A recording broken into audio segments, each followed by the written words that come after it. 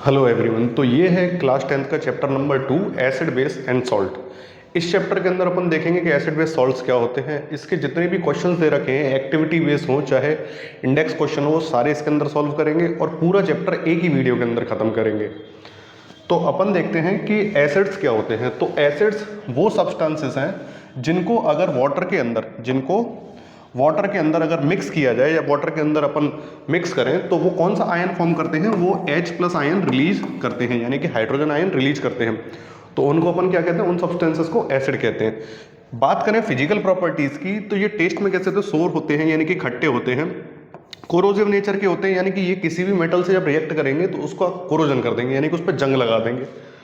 ये क्या करेंगे, ब्लू लिटमस पेपर को कन्वर्ट कर देंगे किसके अंदर, रेड के अंदर। अभी अपन इंडिकेटर्स देखेंगे इससे आगे, तब एसिड बेस का डिफरेंस क्लियर हो जाएगा। तो अपन इंडिकेटर्स देखेंगे। इंडिकेटर्स वो होते हैं जो एसिड बेस की प्रेजेंस को बताते हैं। तो ऐसे ही एक इंडिकेटर होता है litmus paper. Litmus paper blue colour का जो लिटमस पेपर है, अगर उसे एसिड के अंदर डिप करेंगे तो वो रेड में चेंज हो जाएगा। ये क्या करते हैं, conduct electricity in aqueous solution. अगर अपन एसिड और वाटर का सॉल्यूशन बनाए, यानी कि एसिड को वाटर के अंदर मिक्स कर रखा है, तो होगा क्या कि वो इलेक्ट्रिसिटी का कंडक्शन करेगा। इनफैक्ट इलेक्ट्रिसिटी कंडक्शन जैसे जैसे एसिड का अमाउंट बढ़ाएंगे, इलेक्ट्रिसिटी कंडक्शन भी एक अमाउंट तक इंक्रीज करेगा, क्योंकि जैसे जैसे अपन एसिड को मिक्स करेंगे वाटर के अंदर तो H+ आयन का काउंट्स क्या हो जाएगा, इंक्रीज होगा। और आयंस या इलेक्ट्रॉन्स ही जिम्मेदार होते हैं इलेक्ट्रिसिटी कंडक्शन के लिए। तो आयंस ज़्यादा होंगे तो इलेक्ट्रिसिटी कंडक्शन भी ज़्यादा होगा। इसकी वैल्यू जो होती है, अभी अपन आगे देखेंगे कि pH स्केल होता है तो लेस देन 7 होती है वैल्यू एसिड्स की। एसिड की वैल्यू 7 से कम और बेसिस की वैल्यू 7 से ज़्यादा। तो जैसे एक एसिड दे रखा है HCl, इसको एक्वस सॉल्यूशन में रखा है तो इसने H+ आयन रिलीज किया है, इसीलिए अपन इसे क्या कंसीडर करेंगे, एसिड। अब बात करें अपन एसिड्स को, अपन दो बेसिस पे देखेंगे, एक स्ट्रॉन्ग एसिड और दूसरा वीक एसिड। अब स्ट्रॉन्ग एसिड क्या होते हैं, वो एसिड जिन्हें वाटर के अंदर डिसॉल्व करने पर वो कंप्लीटली डिसोसिएट हो जाते हैं, यानी ब्रेक डाउन हो जाएंगे और हायर अमाउंट में यानी कि ज़्यादा अमाउंट में H+ आयन देंगे, बहुत ज़्यादा H+ आयन देंगे। स्ट्रॉन्ग एसिड जो कम पार्शियली डिसोसिएट होंगे यानी कि पूरी तरीके से ब्रेक डाउन नहीं होंगे और H+ आयन भी कम देंगे या स्लोली देंगे, उन्हें क्या कहते हैं, वीक एसिड्स कहते हैं। अब स्ट्रॉन्ग एसिड्स के कुछ एग्जांपल हैं, जैसे हाइड्रोक्लोरिक एसिड, सल्फ्यूरिक एसिड और नाइट्रिक एसिड। ये स्ट्रॉन्ग एसिड है। एसिटिक एसिड, सिट्रिक एसिड और कार्बोनिक एसिड, ये क्या है, वीक एसिड है। इसको स्पेशली याद रखना है, इसको कई बच्चे स्ट्रॉन्ग एसिड समझते हैं लेकिन ये वीक एसिड की कैटेगरी में आता है। अब अपन बात करें कुछ डे टू डे लाइफ में जो कुछ सब्सटेंस होते हैं उनके अंदर कौन कौन से एसिड्स प्रेजेंट होते हैं, क्वेश्चन आ जाता है वहाँ से। तो हाइड्रोक्लोरिक एसिड अपने स्टमक में होता है, गैस्ट्रिक जूस में प्रेजेंट होता है। अपना स्टमक जो होता है वो गैस्ट्रिक जूस प्रोड्यूस करता है, तो उसके अंदर एक एसिड प्रेजेंट होता है हाइड्रोक्लोरिक एसिड, डाइजेशन में हेल्प करता है। सल्फ्यूरिक एसिड बैटरीज में काम आता है। नाइट्रिक एसिड फर्टिलाइजर और एक्सप्लोजिव्स में काम आता है। कार्बोनिक एसिड की बात करें तो कोल्ड ड्रिंक और सोडा वाटर के अंदर यूज किया जाता है। स्कॉर्बिक एसिड विटामिन सी, आंवला और सिट्रस फ्रूट्स के अंदर विटामिन सी प्रेजेंट होता है तो एस्कॉर्बिक एसिड प्रेजेंट होता है। नेचुरल सब्सटेंसेस के अंदर देखें तो एसिटिक एसिड प्रेजेंट होता है, विनेगर, जो सिरका अपन चाउमीन वगैरह में डालने के लिए व्हाइट कलर का पानी जैसा होता है उसको डालने में यूज करते हैं, तो वो acetic acid. Citric acid present है किसमें, लेमन और ऑरेंज, लेमन फैमिली जितनी भी है उसके अंदर सिट्रिक एसिड प्रेजेंट होगा। लैक्टिक एसिड कर्ड वगैरह में प्रेजेंट होता है। टार्टरिक एसिड ग्रेप्स वगैरह में प्रेजेंट होगा। ऑक्जेलिक एसिड स्पिंच और टोमेटो में प्रेजेंट होगा। फॉर्मिक एसिड प्रेजेंट होगा एंट के स्टिंग में, यानी कि चींटी के जो डंक होता है उसके अंदर फॉर्मिक एसिड प्रेजेंट होता है। अब बात करें बेसिस की, तो बेसिस क्या है, वो सब्सटेंस है जिनको अगर अपन पानी के अंदर मिक्स करें या डिसॉल्व करें तो वो देंगे OH- आयन। तो यहाँ पर एक एग्जांपल दे रखा है सोडियम हाइड्रोक्साइड का। इसको वाटर के अंदर जैसे ही एक्वस सॉल्यूशन बनाएंगे तो OH- आयन ये रिलीज करेगा, हाइड्रोक्साइड आयन कहते हैं इसे, वो रिलीज करेगा। इसीलिए अपन इसे कंसिडर कैसे करेंगे कि ये एक बेस है। फिजिकल प्रॉपर्टीज की बात करें तो कड़वा होता है, बिटरी इन टेस्ट, सोपी टच, यानी कि जैसे अपन साबुन को टच करते हैं चिकना सा सॉफ्ट सा महसूस होता है, वैसे ही ज्यादातर बेसिस चिकने सॉफ्ट से होते हैं। Turn red litmus paper in blue, acid क्या कर रहा था, ब्लू को रेड में चेंज कर रहा था, ये रेड को ब्लू में चेंज कर देगा। कंडक्ट इलेक्ट्रिसिटी इन सॉल्यूशन, अगर किसी भी सॉल्यूशन में अगर अपन बेसिस को मिक्स करें, चाहे एसिड हो चाहे बेस हो, दोनों को मिक्स करें तो इलेक्ट्रिसिटी कंडक्शन वो करेंगे ही करेंगे। इसकी वैल्यू जो होती है वो ग्रेटर देन 7 होती है, यानी कि 7 से ज़्यादा pH की वैल्यू होगी तो वो एसिड्स को वो सॉल्यूशन को अपन या सब्सटेंसेस को बेस की कैटेगरी में रखेंगे। अगर अपन बात करें, जैसे अपन ने एसिड्स को देखा था कि एसिड्स भी दो टाइप के थे, एक था स्ट्रॉन्ग एसिड, एक था वीक एसिड, ऐसे ही बेसिस भी दो टाइप के हैं, स्ट्रॉन्ग बेस और वीक बेस। उसी तरीके से डेफिनेशन है, जो जल्दी डिसोसिएट हो OH माइनस आयंस में और हायर अमाउंट में OH माइनस आयन दे और कंप्लीटली डिसोसिएट होता है। ये पार्शियली डिसोसिएट होगा, यानी कि पार्शियली यानी पूरी तरीके से नहीं ब्रेक डाउन होगा और slowly OH minus ion release करेगा। कुछ एग्जांपल्स जो अपन को इसके याद रखने हैं, सोडियम हाइड्रोक्साइड, पोटेशियम हाइड्रोक्साइड और लिथियम हाइड्रोक्साइड। ये किसकी कैटेगरी में आते हैं? स्ट्रॉन्ग बेस की कैटेगरी में आते हैं। इसे कास्टिक सोडा भी कहते हैं, इसे कास्टिक भी कहते हैं। इनमें हायर कंसंट्रेशन में OH माइनस आयन होता है, इनकी pH की वैल्यू 7 से तो ज्यादा होती है, लेकिन 7 से आगे 11 से भी ज्यादा मिलेगी स्ट्रॉन्ग एसिड्स बेसिस की। अगर अपन वीक बेसिस की बात करें तो कैल्शियम हाइड्रोक्साइड CaOH का होल सॉइड्स, magnesium hydroxide also called milk of magnesia, ammonium hydroxide और एल्यूमिनियम हाइड्रोक्साइड, ये सब क्या है? वीक बेसिस है, यानी कि ये OH माइनस आयन कम देंगे और स्लो देंगे। इनमें क्या होता है? OH माइनस आयन कम होंगे और इनकी pH 8 से 10 के बीच में लाई करेगी। अब अपन इंडिकेटर्स की बात करें कि इंडिकेटर्स क्या होते हैं। अब इंडिकेटर क्या होता है कि भाई किसी भी एसिड या बेस को अपन डायरेक्ट टेस्ट करके तो बता नहीं सकते, क्योंकि वो स्ट्रांग होंगे तो उनका बर्निंग नेचर भी होता है। तो बर्निंग नेचर है तो टेस्ट की बेस पर तो बता नहीं सकते। तो अपन ने उनको चेक करने के लिए कि कोई सब्सटेंस जो है वो एसिडिक है या फिर बेसिक है, उसको अपन ने एक सब्सटेंस इंट्रोड्यूस किया जिसका नाम है इंडिकेटर्स। इंडिकेटर्स क्या बताते हैं कि किसी भी सॉल्यूशन में या किसी भी सब्सटेंस में एसिड प्रेजेंट है या फिर बेस प्रेजेंट है, उसको अपन क्या कहते हैं? इंडिकेटर। अब इंडिकेटर कैसे बताएगा? इंडिकेटर या तो चेंज करेगा कलर या फिर चेंज करेगा स्मेल या ऑर्डर। वो अपनी स्मेल चेंज करके बताएगा, या तो स्मेल चेंज होगी या फिर खत्म हो जाएगी या फिर कलर एक से दूसरे में चेंज हो जाएगा। इस बेस पे इंडिकेटर्स इंडिकेट करेंगे कि ये सब्सटेंस एसिड है या बेस है। इसी बेस पे इंडिकेटर्स अपन ने 3 टाइप के लिए हुए हैं, नेचुरल इंडिकेटर, आर्टिफिशियल इंडिकेटर या मैन मेड इंडिकेटर्स और ऑल्फैक्टरी यानी कि smell based indicator. Natural indicators किन्हें कहते हैं? वो इंडिकेटर जो डायरेक्ट अपन ने एक्सट्रैक्ट किए यानी कि प्राप्त की है किससे? नेचर से। ऑल्फैक्टरी आर्टिफिशियल इंडिकेटर्स किन्हें कहते हैं? जो इंडिकेटर्स हमने बनाए हैं। ऑल्फैक्टरी इंडिकेटर्स किन्हें कहते हैं? जो अपनी स्मेल में चेंज करके बताएं कि एसिड है या फिर बेस है। अब यहां पर अपन देखें, नेचुरल इंडिकेटर्स का एग्जांपल है लिटमस। लिटमस क्या करेगा? एसिड की प्रेजेंट में रेड और बेस की प्रेजेंट में ब्लू, यानी कि ब्लू लिटमस पेपर किस में चेंज हो जाएगा? रेड में। और रेड लिटमस पेपर किस में चेंज हो जाएगा? ब्लू में। टर्मेरिक यानी कि हल्दी की बात करें, हल्दी एसिड की प्रेजेंट में बेटा पीली रहेगी, पीली ही होती है हल्दी। और अगर बेसिस की प्रेजेंट में कैसी होती है? रेडिश ब्राउन हो जाती है। जब भी कभी कभार अपन हल्दी से लगे हुए कपड़ों को साबुन से अगर साफ करते हैं, साबुन कैसे होते हैं? बेसिक होते हैं, तो वो लाल कलर के हो जाते हैं। तो कभी भी किसी हल्दी से लगे हुए कपड़े को साफ करना हो तो आप उसे एसिड से, लाइक नींबू से या लेमन या फिर विनेगर वगैरह से, इनसे साफ करें, वरना वो क्या होगा कि रेड कलर का उस पर स्पॉट बन जाएगा। चाइना रोज डार्क पिंक हो जाएगा एसिड्स की प्रेजेंट में और बेस की प्रेजेंट में ग्रीन हो जाएगा। ये कुछ नेचुरल इंडिकेटर्स थे। आर्टिफिशियल इंडिकेटर्स की बात करें तो एसिड की प्रेजेंट में जो फिनोफ्थलीन जो होता है कलरलेस है, तो ये कलरलेस ही रहेगा किसकी प्रेजेंट में? एसिड की प्रेजेंट में। और इसमें जैसे ही बेस डाल देंगे तो इसका कलर कैसे चेंज हो जाएगा? पिंक कलर हो जाएगा। और अगर मेथिल ऑरेंज की बात करें तो ये एसिड की प्रेजेंट में कैसा हो जाता है? रेड, और बेसिस की प्रेजेंट में कैसा हो जाता है? येलो। इनके कलर से याद रखने हैं, कभी कभार यही चेंज पूछा जाता है। और ऑल्फैक्टरी इंडिकेटर्स की बात करें तो ऑल्फैक्टरी इंडिकेटर्स में सबसे पहला है ऑनियन। ऑनियन स्मेल प्रेजेंट रहती है, स्मेल डिसअपीयर हो जाती है। स्मेल कब रहेगी? जब ये एसिड की प्रेजेंस में है। स्मेल कब चली जाएगी? जब ऑनियन के कांटेक्ट में क्या आ जाएगा? बेस आ जाएगा। वनीला एसेंस, वनीला एसेंस की बात करें, वनीला की नहीं, वनीला एसेंस, ठीक है। वनीला एसेंस स्मेल प्रेजेंट रहती है एसिड्स की प्रेजेंट में और बेस की प्रेजेंट में स्मेल डिसअपीयर खत्म हो जाएगी। ऐसे ही क्लोव ऑयल यानी कि लौंग के ऑयल की बात करें तो स्मेल प्रेजेंट रहती है एसिड्स की प्रेजेंस में और डिसअपीयर हो जाएगी किसकी प्रेजेंट में? बेसिस की प्रेजेंस में। यानी कि बेस की प्रेजेंस में जब क्लोव ऑयल होगा तो उसकी स्मेल खत्म हो जाएगी।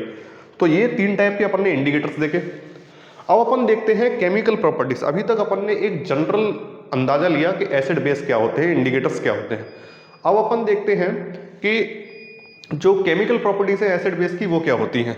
तो फर्स्ट केमिकल प्रॉपर्टी अपन एसिड्स की देखते हैं। एसिड की रिएक्शन किसके साथ? मेटल्स के साथ। अब मेटल्स नॉर्मली नेचर में कैसे होते हैं? मेटल बेसिक होते हैं नेचर में, और मेटलिक ऑक्साइड भी कैसे होते हैं? बेसिक होते हैं नेचर में। अब एसिड जब भी मेटल के साथ रिएक्ट करता है तो वो सॉल्ट और हाइड्रोजन गैस को रिलीज करता है, ये अपन को याद रखना है। कई बार पूछा जाता है कि एक ऐसा एग्जाम्पल बता दीजिए जिसमें हाइड्रोजन गैस रिलीज हो रही हो, तो अपन मेटल की रिएक्शन किससे करा देंगे? एसिड से करा देंगे। अब यहाँ पर जिंक लिया है और उसकी रिएक्शन कराई है HCl के साथ। जिंक की वैलेंसी देखें, जिंक की जो वैलेंसी होती है वो +2 होती है, और HCl की बात करें तो HCl में H की वैलेंसी +1 और Cl की वैलेंसी -। तो क्या होगा? जिंक किसके साथ कंबाइंड होगा? Cl के साथ, क्योंकि एक्टिव सीरीज में अपन ने चैप्टर नंबर 1 में देखा था कि हाइड्रोजन से जितने ऊपर के मेटल्स हैं वो सारे हाइड्रोजन को डिस्प्लेस कर सकते हैं। ठीक है, तो यहां पर क्या बन जाएगा? ZnCl2, क्योंकि इसकी वैलेंसी कितनी है? 2, वो इधर आ जाएगी, और इसकी वैलेंसी कितनी? 1, जिसे लिखने की जरूरत नहीं है, और हाइड्रोजन गैस के फॉर्म में रिलीज हो जाएगा। अब इसके लिए एनसीईआरटी में एक सेटअप दे रखा है ये वाला, इस तरीके से। तो होता क्या है कि अपन ने एक स्टैंड के ऊपर एक टेस्ट ट्यूब ले रखी है, टेस्ट ट्यूब के अंदर एक कॉर्क, रबड़ कॉर्क लगा रखी है, और उससे एक पाइप कनेक्ट करके सोपी वाटर के अंदर ले जा रखा है, यानी कि इस वाटर के अंदर सोप मिक्सेस। अब इसमें क्या किया, अपन ने HCl ले रखा है और उसके अंदर जिंक के ग्रेन्यूल्स यानी कि जिंक के कुछ पार्टिकल्स डाल दिए हैं। अब होगा क्या, जैसे ही जिंक HCl से रिएक्ट करेगा तो हाइड्रोजन गैस प्रोड्यूस करेगा। वो हाइड्रोजन गैस इस पाइप के थ्रू कहां जाएगी? इस सोपी वाटर में जाएगी। सोपी वाटर में जाने के बाद क्या फॉर्म करेगी? बबल्स फॉर्म करेगी। अब ये बबल्स जब ऊपर निकलेंगे तो यहां पर अपन ने एक कैंडल ले रखी है।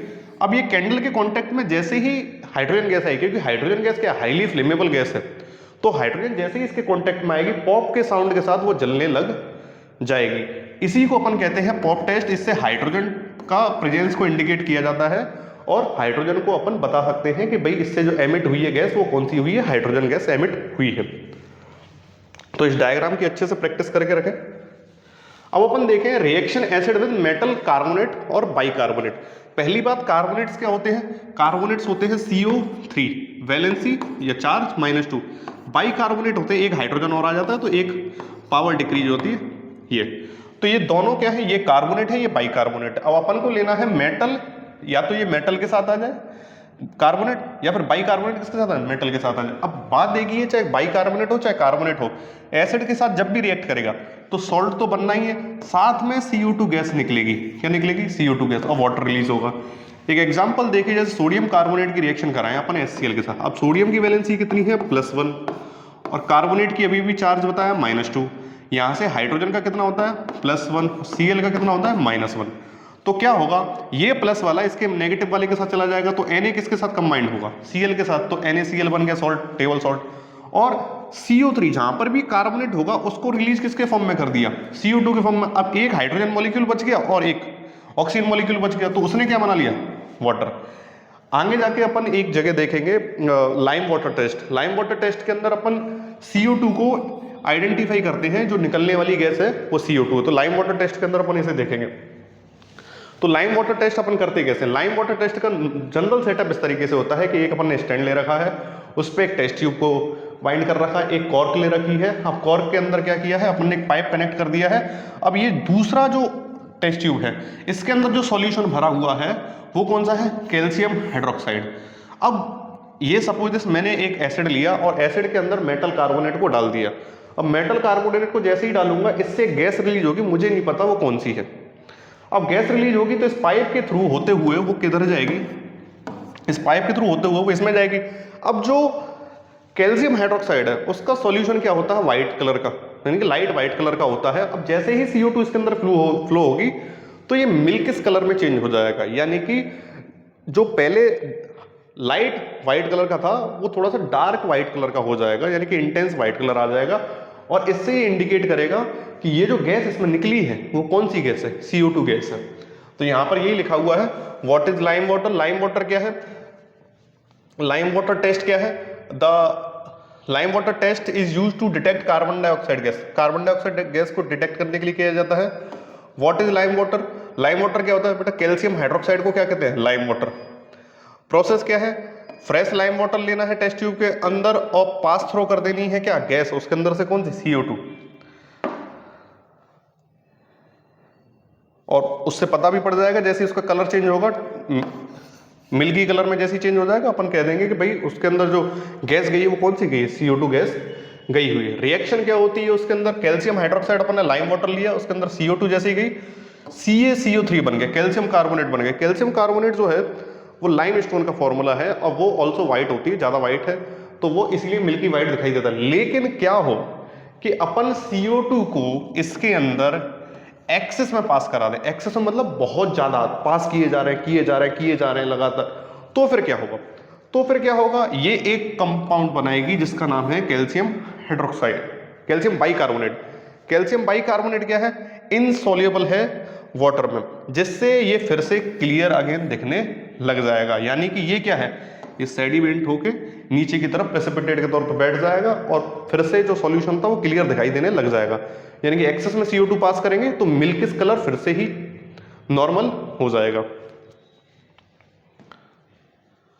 अब कुछ क्वेश्चंस देख लेते हैं। Why should curd and sour substance not be keeped in brass and copper vessels, यानी कॉपर और ब्रास की चीजों में अपन एसिडिक चीजों को क्यों नहीं रखते।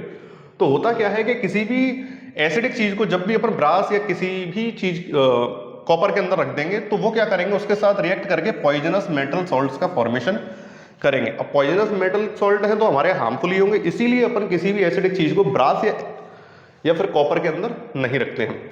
विच gases is usually liberated when acid reacts with metal.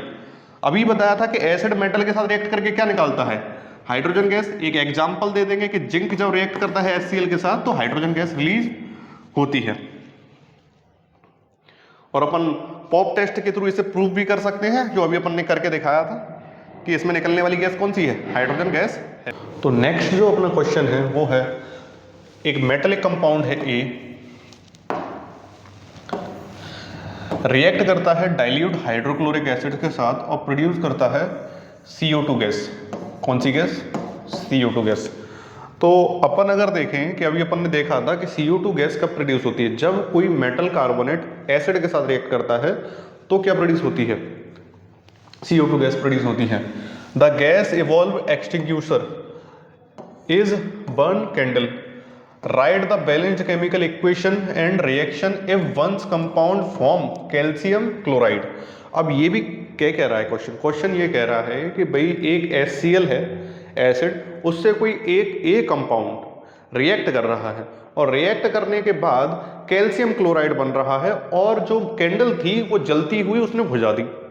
तो कोई भी बर्निंग चीज को, फ्लेम को कम कर देने वाला या फिर फायर एक्सटिंग्विशर में यूज होने वाली गैस कौन सी होती है, CO2 होती है। तो अपन को एक चीज समझ में आई कि HCl के अलावा इसके अंदर एक और चीज है क्या, अगर कैल्शियम क्लोराइड बन रहा है तो कैल्शियम होगा और अगर CO2 निकल रही है तो कार्बोनेट होगा।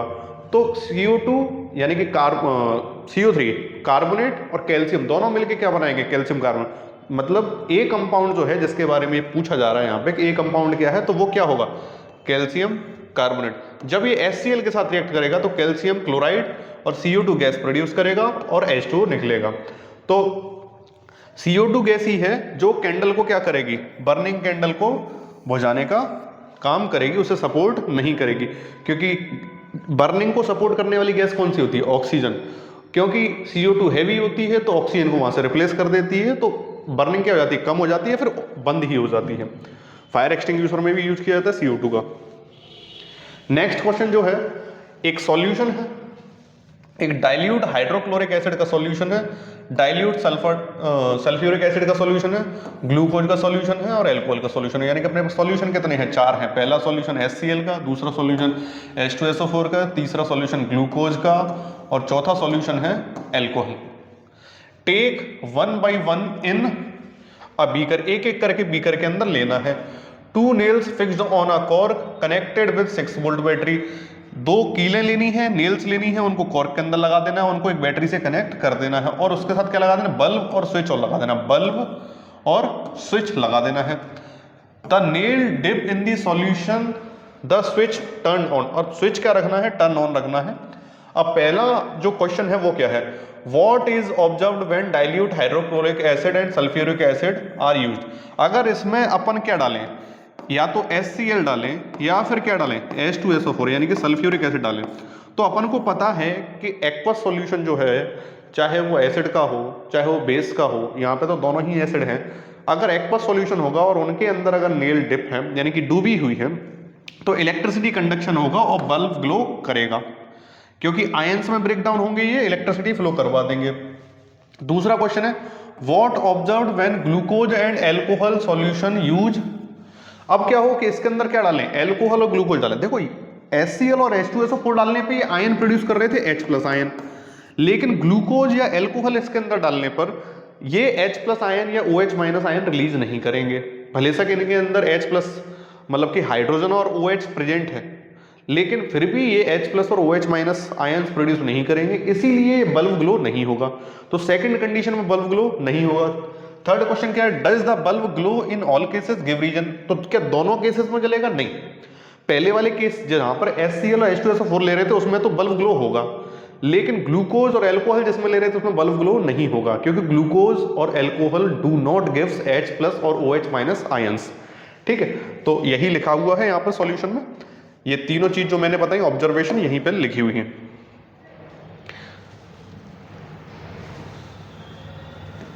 नेक्स्ट क्वेश्चन जो है, सॉलिड सोडियम क्लोराइड यानी कि नमक लिया है, take in clean and dry test tube, एक टेस्ट ट्यूब के अंदर ले लिया गया है, concentrated sulphuric acid added into it, the apparatus set on deliver tube.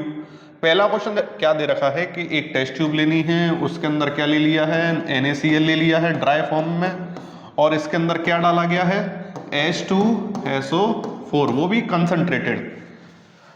अब पहला क्वेश्चन है what do you observe when concentrated sulphuric acid add in the solid NaCl। तो क्या होगा, तो पहला ऑब्जर्वेशन क्या होगा, जब अपन HCl मतलब सोडियम क्लोराइड के अंदर क्या करेंगे, H2SO4 के डालेंगे, तो एक कलरलेस गैस इससे बाहर निकलेगी। कलरलेस गैस बाहर निकलेगी और उसकी रिएक्शन क्या होगी, NaCl जब रिएक्ट करेगा H2SO4 के साथ कंसंट्रेटेड के साथ, तो सोडियम बाइसल्फेट का फॉर्मेशन होगा और HCl गैस इसमें से निकलेगी। अगर अपन प्रैक्टिकली देखें तो NCERT का ही डायग्राम है। अब इसके अंदर क्या किया है, ड्रॉप से अपन ने एक एक करके क्या डाल रहे हैं, H2SO4 को डाल रहे हैं, और इसके अंदर पहले से ग्रेन्यूल्स प्रेजेंट है किसके, सोडियम क्लोराइड के। अब जैसे जैसे करके ड्रॉप्स डाल रहे हैं तो इससे गैस बाहर निकल रही है। इस गैस को कैप्चर करने के लिए अपन ने यहाँ पर एक कॉर्क लगा रखा है और इससे एक ट्यूब कनेक्ट कर रखी है। अब इस ट्यूब के ऊपर अपन ने क्या, एक अनदर ट्यूब पुटेड कर रखी है, यानी कनेक्टेड है, गार्डेड विद कैल्शियम क्लोराइड, यानी कि ये ट्यूब जो है इसके ऊपर क्या है, कैल्शियम क्लोराइड की एक और ट्यूब लगी हुई है। वो क्यों लगी हुई है, जब इसके अंदर से HCl गैस के फॉर्म में निकलेगा, तो क्योंकि ये लिक्विड फॉर्म में है तो कुछ वाटर कंटेंट जो होगा वो इसके साथ ना जाए, इसीलिए प्योर ड्राई करने के लिए HCl को, क्योंकि ये क्या होता है, एनहाइड्रस होता है, यानी कि ये मॉइस्चर को एब्जॉर्ब कर लेता है, कैल्शियम क्लोराइड जो होता है। तो कैल्शियम क्लोराइड अगर इस गैस में, अगर HCl जो वेपर के फॉर्म में जा रही है, अगर इसमें वाटर या मॉइस्चर होगा तो उसे एब्जॉर्ब कर लेगा, यानी कि प्योर ड्राई फॉर्म में गैस इससे बाहर निकलेगी। अब इसके सामने क्या रख रखा है, एक लिटमस पेपर रख रखा है। क्या लिटमस पेपर जब ये है क्या कलर चेंज करेगा? नहीं करेगा। क्यों? क्योंकि अगर लिटमस पेपर ड्राई है, अपन यहां पे देखें, अगर कौन सी गैस इवॉल्व हो रही है वो देखनी है, तो वो तो अपन ने बता दी यहां पर रिएक्शन के थ्रू कि HCl गैस इवॉल्व इससे हो रही है। दूसरा क्वेश्चन जो है वो क्या कह रहा है कि what happened when dry litmus paper लें और वेट लिटमस पेपर लें। अगर अपन ड्राई लिटमस पेपर लेते हैं, अगर अपन ने ड्राई लिटमस पेपर लिया तो वो कलर चेंज नहीं करेगा। क्यों नहीं करेगा? क्योंकि लिटमस पेपर भी ड्राई है और गैस भी HCl ड्राई है। तो जब दोनों ही ड्राई हैं, वाटर है ही नहीं, तो जो HCl है वो H+ आयन देगा नहीं, और H+ आयन नहीं देगा तो वो एसिडिक और बेसिक प्रॉपर्टी या फिर एसिडिक प्रॉपर्टी नहीं दिखाएगा, H+ नहीं दे पा रहा तो ड्राई फॉर्म में, जब प्योर ड्राई फॉर्म में अगर HCl गैस अगर ड्राई लिटमस पेपर के कांटेक्ट में आएगी तो वो कलर चेंज नहीं करेगा। लेकिन इसी की जगह वेट या जो गीला जो लिटमस पेपर था वाटर में, अगर उसको टच करेंगे तो वो क्या होगा, HCl गैस जैसे ही उसके पास आएगी वो पहले क्या करेगी, जो ड्राई लिटमस पेपर था उस पर H+ आयन रिलीज करेगी। H+ आयन रिलीज करते ही वो कैसा नेचर दिखाएगा, एसिडिक नेचर दिखाएगा, और उससे उसका कलर चेंज होगा, यानी कि ब्लू से वो कैसा हो जाएगा, रेड हो जाएगा। तो यहां पर ये लिखा हुआ है acid shows acidic behaviour only in aqueous solution. अगर वाटर प्रेजेंट है जब ही वो एसिड्स क्या दिखाते हैं, एसिडिक प्रॉपर्टीज दिखाते हैं। अगर ड्राई फॉर्म में है तो वो एसिडिक प्रॉपर्टीज नहीं दिखाते। Dry HCl gas not acidic but HCl solution is acidic. Dry जो HCl गैस है वो एसिडिक प्रॉपर्टी शो नहीं करेगी, क्योंकि H+ आयन रिलीज करने के लिए उसे क्या चाहिए, वाटर चाहिए, जो कि उसके पास है नहीं। अब अपन बात करें थर्ड रिएक्शन की, reaction of acids with base. इसको न्यूट्रलाइजेशन रिएक्शन भी कहते हैं। इसमें क्या होता है, सॉल्यूशन न्यूट्रल हो जाएगा। तो एसिड्स की रिएक्शन जब बेसिस के साथ होती है तो सॉल्ट बनता है और वाटर निकलता है। इस प्रोसेस को क्या कहते हैं, न्यूट्रलाइजेशन रिएक्शन। अब यहाँ पर होता क्या है, जैसे अपन ने स्ट्रॉन्ग एसिड और स्ट्रॉन्ग बेस की बात की थी, तो यहाँ पे आगे जाके पीएच के बारे में पूछा जाता कि ये सॉल्ट जो बनेगा उसका पीएच अप्रोक्स कितना होगा। तो अभी अपन जब पीएच वाला टॉपिक पढ़ेंगे, जब मैं बताऊंगा कि भाई स्ट्रॉन्ग एसिड अगर ले SA, स्ट्रॉन्ग एसिड की रिएक्शन कराएं स्ट्रॉन्ग बेस के साथ, तो एसिड और बेस जब रिएक्ट करेंगे तो क्या बनेगा, सॉल्ट ही बनेगा और साथ में वाटर तो निकलेगा ही निकलेगा। लेकिन अगर इसकी पीएच की बात की जाए तो पीएच इसकी क्या आएगी, 7 के अप्रोक्स आएगी, मतलब एग्जैक्ट 7 ही आएगी, क्योंकि दोनों स्ट्रॉन्ग हैं। और यहीं पर अगर दोनों के वीक की बात भी कर दी जाए, अगर दोनों वीक भी हैं तो भी सेम ही रहेगा कि सॉल्ट बनेगा और साथ में वाटर होगा और पीएच 7 ही रहेगी। लेकिन इसके अपोजिट अगर देखा जाए कि अगर स्ट्रॉन्ग एसिड लिया है, स्ट्रॉन्ग एसिड और वीक बेस, अब जो सॉल्ट जो बनेगा, सॉल्ट कैसा बनेगा, क्योंकि स्ट्रॉन्ग एसिड था तो एसिडिक नेचर इसके ऊपर दिखाएगा। तो ये जो सॉल्ट बनेगा उसका पीएच जो होगा वो एसिडिक होगा, यानी कि पीएच की वैल्यू 7 से कम होगी और वाटर इसके साथ भी निकलेगा। इसका अपोजिट करके देखें कि वीक एसिड लें और साथ में स्ट्रॉन्ग बेस लें, तो इसमें जो सॉल्ट होगा, सॉल्ट जो होगा उसकी पीएच जो होगी, उसकी पीएच की वैल्यू जो होगी, क्योंकि यहां पर कौन है, स्ट्रॉन्ग बेस है, तो पीएच की वैल्यू 7 से ज्यादा होगी और साथ में वाटर रिलीज होगा। तो कभी बार पूछा जाता है कि स्ट्रॉन्ग एसिड स्ट्रॉन्ग बेस को मिक्स किया जाए तो सॉल्ट जो बनेगा उसका पीएच कितना होगा, तो 7 होगा। स्ट्रॉन्ग एसिड हो स्ट्रॉन्ग बेस हो, या फिर वीक एसिड हो या वीक बेस हो, सेम सेम है तो वही रहेगा। फिर डिपेंड करता है कि कौन सा स्ट्रॉन्ग है। अगर दोनों की प्रॉपर्टी डिफर करती है तो स्ट्रॉन्ग जो होगा उसकी प्रॉपर्टीज ही शो करेगा। अगर स्ट्रॉन्ग एसिड है तो 7 से कम होगा, अगर स्ट्रॉन्ग बेस है तो 7 से ज्यादा आएगा। अपन बात करें next reaction, acid with metallic oxide. Metals कैसे होते हैं, बेसिक होते हैं, तो मेटलिक ऑक्साइड्स भी कैसे होते हैं, बेसिक इन प्रॉपर्टीज होते हैं। ठीक है, अब अपन मेटल ऑक्साइड की रिएक्ट कराएं एसिड के साथ तो सॉल्ट तो बनना ही है, लेकिन अगर मेटल अकेला होता तो हाइड्रोजन गैस निकलता। लेकिन अब क्या है, मेटल के साथ ऑक्सीजन भी है। अभी अपन ने मेटल स्टार्टिंग में देखा था कि एसिड की रिएक्शन किससे कराई, मेटल से कराई, तो हाइड्रोजन गैस निकला। लेकिन अब मेटल के साथ ऑक्सीजन है तो ऑक्सीजन भी निकलेगा, तो हाइड्रोजन ऑक्सीजन दोनों निकल रहे हैं, तो निकल के क्या बना लेंगे, वाटर। तो मेटल ऑक्साइड और मेटल वाले में यही डिफरेंस है। तो मेटल ऑक्साइड कॉपर ऑक्साइड की रिएक्शन कराएं HCl के साथ तो CuCl2 और H2 बनता है। यहां पर अगर वैलेंसीज की बात करूं तो Cu की +2 और ऑक्सीजन की भी +2, हाइड्रोजन की +1 और Cl की -1। तो कॉपर रिएक्ट कर ले किसके साथ, Cl के साथ, CuCl2 बन जाएगा और H2O रिलीज हो जाएगा।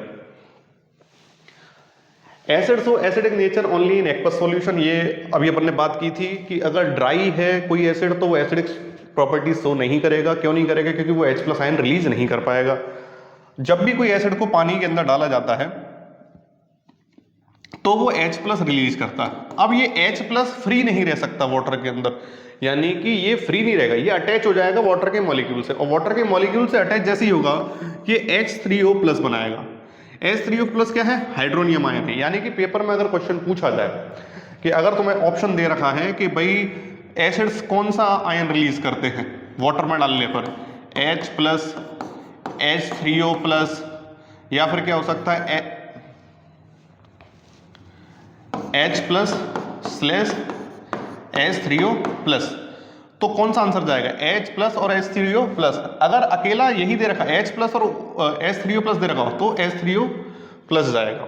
ठीक है, तो यहाँ पे लिखा हुआ hydrogen ion can't be exchange alone, यानी कि अकेला नहीं रह सकता, but they exist with after combination of water molecule, thus hydrogen gas ion must always be so H+ aqueous, यानी कि हाइड्रोनियम आयन की बात की जा रही है, H3O+ की बात की जा रही है, या फिर हाइड्रोनियम आयन। तो वाटर में जब भी मिक्स करेंगे एसिड को तो वो हाइड्रोनियम आयन का फॉर्मेशन करेगा। अब अपन डाइल्यूटेशन की बात करें, डाइल्यूटेशन का मतलब क्या होता है? डाइल्यूटेशन का मतलब होता है, सिंपली अगर समझाऊं, कि पानी मिला दिया। अगर जैसे कोई चीज ज्यादा मीठी हो जाती है तो अपन उसको कम मीठा करने के लिए उसके अंदर पानी मिला, ज्यादा खट्टी हो जाती है तो अपन पानी मिला देते हैं। तो सेम अपन एसिड और बेस के साथ करेंगे। तो होता क्या है कि जैसे मेरे पास 10 ग्राम या ml ले लो, कोई वो नहीं है, 10 ml HCl है। अब मैं इसको 100 ग्राम्स ऑफ वाटर के अंदर डाल देता हूं।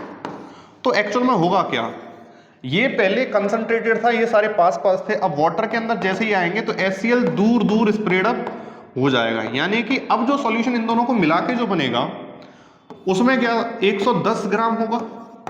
लेकिन अब उसमें क्या होगा कि वॉल्यूम में, यानी कि पर यूनिट वॉल्यूम में जो हाइड्रोजन आयन की जो काउंट जो होगा वो क्या हो जाएगा, डिक्रीज हो जाएगा। रहेंगे 10 के 10 ही। लाइक पहले छोटे रूम में बच्चे बैठे हुए थे, बहुत सारे 30 बच्चे बैठे, फिर एक बड़े रूम में बैठा दिया, हैं 30 ही बच्चे, लेकिन अब उनका स्पेस क्या हो गया, बढ़ गया बीच का। तो अब अपन यहाँ पे तो स्पेस ले लिया रूम के बेस में, लेकिन अपन लिक्विड्स में क्या लेते हैं, वॉल्यूम। तो जब एक कंसंट्रेटेड चीज को डाइल्यूट करते हैं तो वो हायर वॉल्यूम में स्प्रेड अप होता है, इसीलिए वॉल्यूम पर यूनिट जो काउंट जो होता है वो क्या हो जाता है, डिक्रीज हो जाता है। इसी को बोलते हैं डाइल्यूटेशन ऑफ एसिड एंड बेसिस। तो यहां पे लिखा भी हुआ है, व्हेन एसिड और basis mix with water total number of ion same remains, कैसा रहेगा, सेम रहेगा। ये याद रखना, नंबर कम नहीं हो रहा, but the volume of solution increase. Volume of solution क्या हो गया, इंक्रीज हो गया। As the result concentration of ion per unit volume, यानी कि पहले कम जगह में ज्यादा थे, अब ज्यादा जगह में कर दिए, तो भाई अब जो जगह जगह में बैठे हुए हैं वो क्या हो जाएंगे, उनका नंबर क्या हो जाएगा, डिक्रीज हो जाएगा। तो ये याद रखना है कि काउंट सेम रहता है, लेकिन पहले कम जगह में थे तो भाई कम एरिया में ज्यादा लोग बैठे हुए थे, अब बड़ी जगह में उठा दिए तो सब लोग दूर दूर बैठे हुए हैं। तो पर वॉल्यूम, यानी कि अगर लाइक इस वॉल्यूम की बात की जाए तो उसमें आयंस का काउंट क्या हो गया, कम हो गया।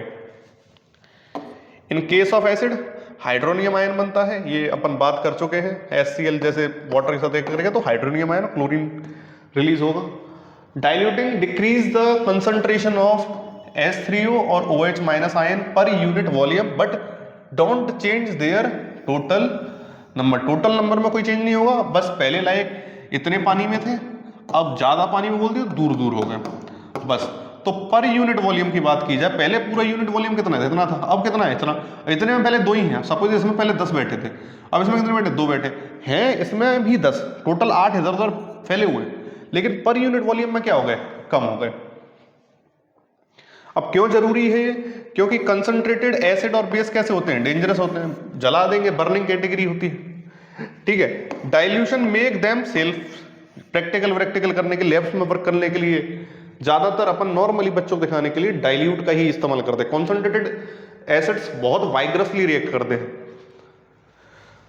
That is way of acid always added into water, not water added into acid. अब यहां पर एक क्वेश्चन आता है कि क्या अपन को पानी के अंदर एसिड को मिक्स करना चाहिए या एसिड के अंदर पानी को मिक्स करना चाहिए। अब दोनों बातें सुनने में एक जैसी है कि एसिड में पानी मिला दो चाहे पानी में एसिड मिला दो, बात तो एक ही है, लेकिन यहां पर बात एक ही नहीं है। ध्यान से देखते हैं, 2 केसेस हैं।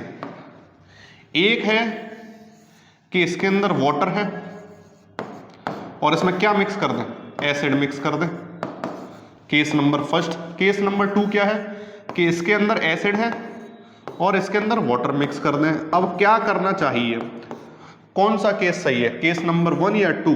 अब यहां पर होता क्या है कि जब भी एसिड को वाटर के अंदर मिक्स किया जाता है तो जितना भी एसिड वाटर के अंदर जाता जाएगा तो धीरे धीरे करके H+ आयन रिलीज करेगा। वो धीरे जितना अमाउंट जा रहा है उतना ही H+ आयन रिलीज करेगा, ठीक है।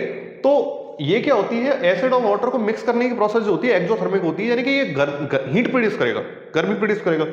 लेकिन दूसरे केस में क्या होता है, जब वाटर को एसिड के अंदर डाला जाता है तो जितना वाटर थोड़ा सा भी गया होगा ये एसिड पूरा का पूरा एक साथ H+ आयन रिलीज करने की कोशिश करेगा।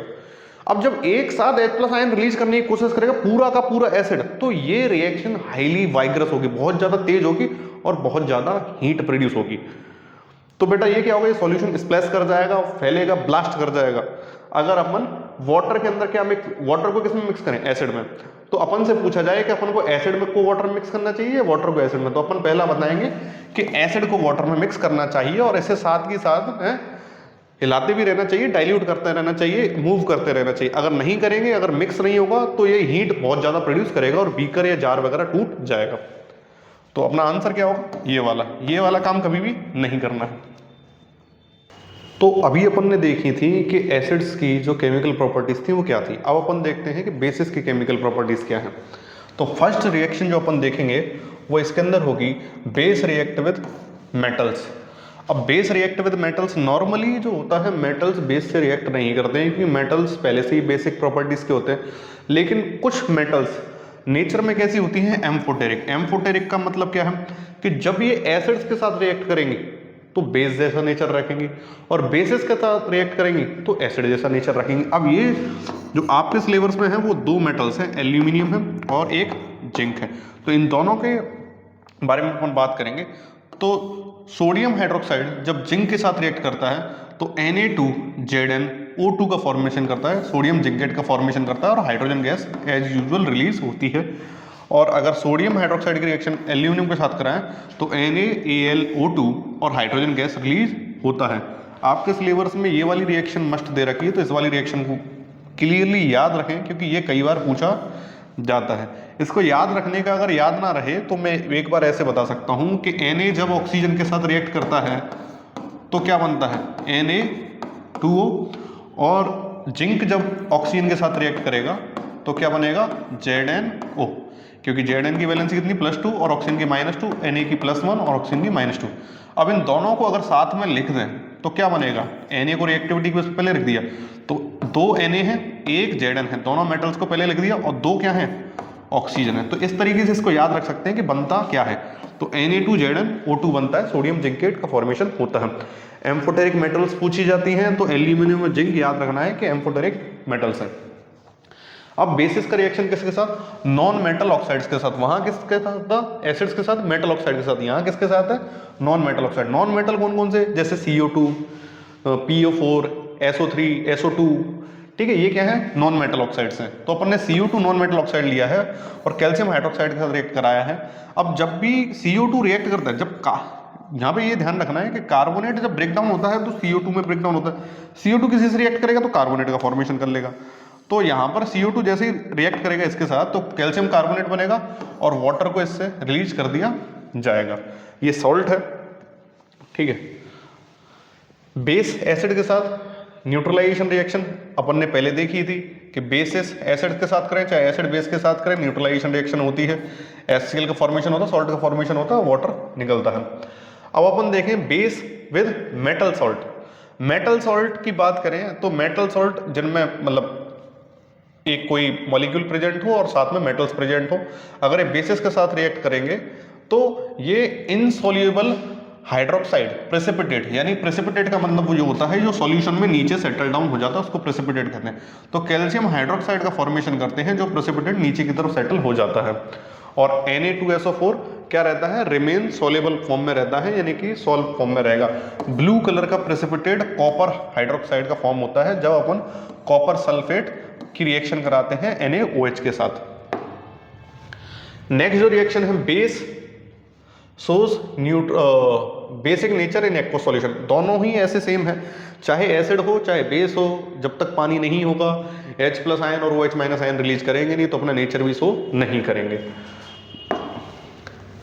Y should be not added water into acid. कभी भी अपन को पानी क्यों नहीं ऐड करना चाहिए एसिड में, ये अभी अपन ने पहले देखा था। क्यों देखा था, क्या देखा था, एसिड जब वाटर के अंदर रिएक्ट करेगा तो ये हाईली एक्सोथर्मिक रिएक्शन है। When acid mix in water a lot of heat release, बहुत सारी हीट निकलेगी। If water added into concentrated acid heat release suddenly. Concentrated acid के अंदर डाल दिया तो वाइग्रसली हीट निकलेगी, जार ब्लास्ट ही कर जाएगा, ठीक है। सडनली हीट कॉज स्प्लेसिंग, उफल के बाहर आ जाएंगी सारी चीजें निकल के। Small amount of water added heat instantly, it boil explosively and causes acid splash, यानी कि एसिड आपके ऊपर आ जाएगा। सीरियसली बर्निंग ऑन स्किन और आइस, अगर स्किन में पड़ गया एसिड तो स्किन को जला देगा, आंखों में पड़ गया तो आंखों को डैमेज कर देगा। तो ये डेंजरस है। तो अपन को करना क्या चाहिए, अपन को करना ये चाहिए कि भाई वाटर के अंदर क्या ऐड करें, एसिड। वाटर के अंदर क्या ऐड करें, वाटर ले बीकर में और इसमें ऐड करें एसिड, ये सही है। फिर धीरे धीरे इसे मिक्स करते जाएं बीकर को, ठीक है, जिससे क्या होगा कि एसिड जैसे जैसे मिक्स होता जाएगा H प्लस आयन धीरे धीरे करके रिलीज होंगे, क्योंकि एक साथ H प्लस आयन रिलीज हुए तो हाई हीट निकलेगी, ठीक है। तो रूल पहला क्या है मिक्स करने का, never added water into acid, पहला। Always added acid slowly into water, acid को ऐड करना वो भी धीरे धीरे, ठीक है। Difference between acid and base, वो अल्कली, वो बेसेस जो पानी में डिसॉल्व हो जाते हैं उन्हें क्या बोल देते हैं, अल्कली बोल देते हैं। तो यहां पर लिखा हुआ है कि a substance that neutralise an acid, वो सब्सटेंस जो एसिड को क्या करते हैं, न्यूट्रलाइज करते हैं। Base that soluble in water, वो बेस जो एसिड वाटर में क्या सॉल्युबल, उसे क्या बोलते हैं, अल्कली। मे और may not dissolve in water, पानी में डिसॉल्व हो सकता भी, घुल भी सकता है और नहीं भी घुले, दोनों ही चीज हो सकती है, लेकिन ये पानी में घुलेगा, इसीलिए इसका नाम अलग से रखा। वो बेस जो पानी में डिसॉल्व उसी का नाम क्या है, एल्कली। कैन बी सॉल्युबल और इनसॉल्युबल, सॉल्युबल और इनसॉल्युबल दोनों हो सकता है, ये सॉल्युबल होगा। Form salts water with acid, यानी कि एसिड के साथ रिएक्ट करेगा तो क्या बनाएगा, सॉल्ट और वाटर। एल्कली क्या करेगा कि अल्कलाइन सॉल्यूशन बनाएगा वाटर के अंदर जब भी इसे मिक्स करेंगे। एग्जांपल CuO और ZnO इनसॉल्युबल होते हैं। ये मैंने ये क्या है बेटा, मेटल ऑक्साइड्स हैं, और मेटल ऑक्साइड क्या होते हैं, बेसिक होते हैं नेचर में। अगर NaOH, KOH और NH4OH यानी कि अमोनियम हाइड्रोक्साइड की बात करें तो ये कैसा सॉल्यूशन बनाएंगे, अल्कलाइन सॉल्यूशन बनाएंगे। अब अपन पीएच स्केल की बात करें तो पीएच स्केल क्या है, किसी भी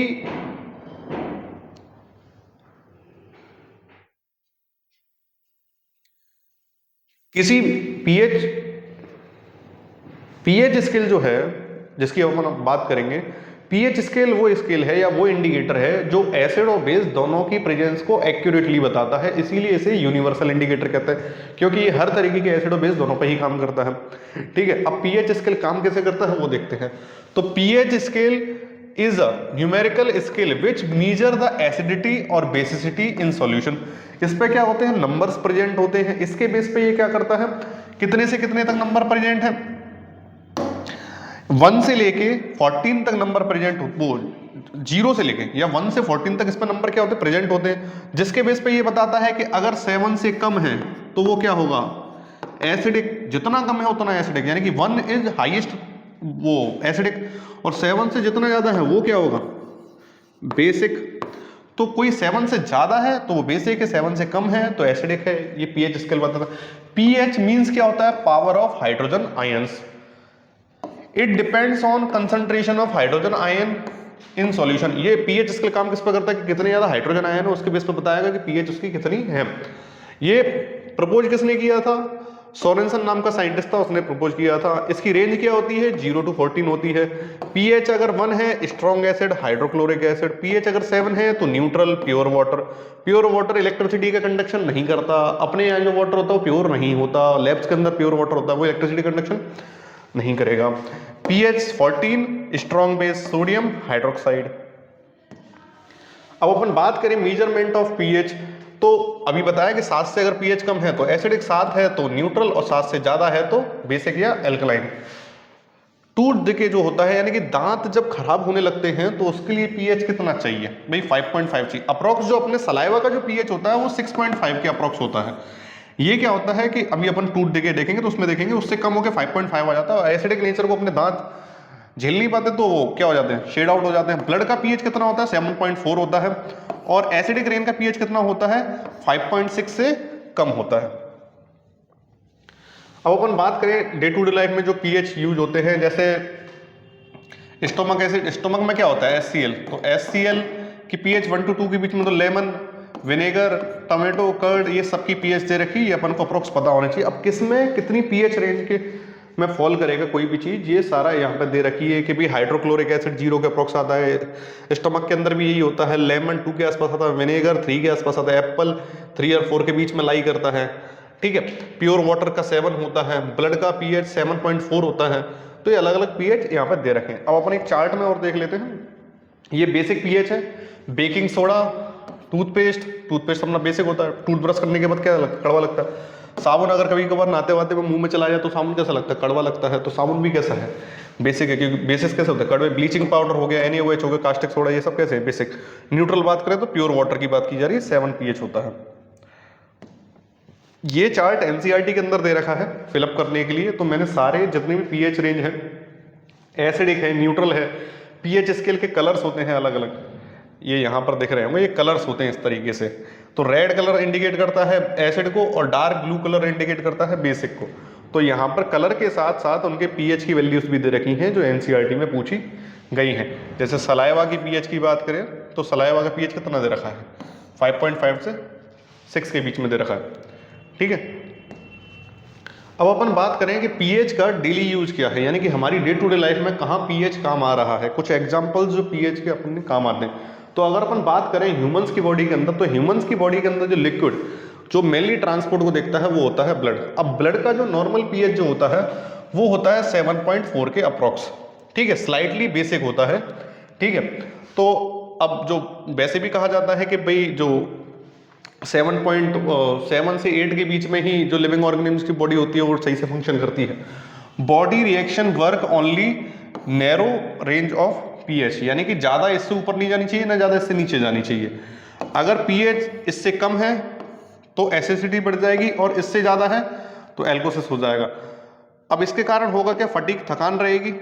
ठीक है, ब्रीथिंग प्रॉब्लम्स आएंगे, सांस लेने में दिक्कत आएगी और डैमेज ऑफ ऑर्गन्स भी हो सकता है। इसीलिए अपन को क्या करना चाहिए, the body maintains pH using buffer system. Body अपने पीएच को खुद ही मैनेज करती रहती है और उसको क्या कहते हैं, बफर सिस्टम कहते हैं। अब अपन सेकंड एग्जांपल देखें, स्टमक का देखें। अब स्टमक में क्या होता है, जब भी खाना जाता है तो स्टमक एक जूस रिलीज करता है जैसे बोलते हैं गैस्ट्रिक जूस। गैस्ट्रिक जूस के अंदर 2-3 चीजें होती हैं, एक तो एंजाइम्स होते हैं, दूसरा म्यूकस होता है, तीसरा HCl होता है। HCl क्या करता है, डाइजेशन में हेल्प करता है। अब HCl इसके अंदर है, HCl क्या है, स्ट्रॉन्ग एसिड है, तो बर्निंग प्रॉपर्टी होगी। लेकिन ये अंदर से बर्न आउट क्यों नहीं हो रही, क्योंकि इसके अंदर जो होता है, जो एक म्यूकस की लेयर प्रेजेंट है, म्यूकस क्या करता है, इसे इसकी वॉल से टच होने से बचाता है। तो कभी कभार पूछा जाता है कि अपना स्टमक में HCl होने के बावजूद स्टमक बर्निंग क्यों नहीं होता, तो वो म्यूकस की लेयर की वजह से नहीं होता। तो HCl प्रेजेंट है। कभी कभार क्या होता है कि अपन खाना ऐसा खा रहे हैं जिसे डाइजेस्ट करने के लिए हायर अमाउंट में HCl चाहिए, लाइक मैदे वगैरह की चीजें खा रहे हैं, फ्राइड चीजें खा रहे हैं, तो इन्हें डाइजेस्ट करने में हायर अमाउंट ऑफ HCl लगता है। तो इससे क्या होता है, अपने पेट की एसिडिटी जो होती है, यानी कि एसिड का अमाउंट जो अपने स्टमक के अंदर जो होता है वो क्या होता है, इंक्रीज होता है।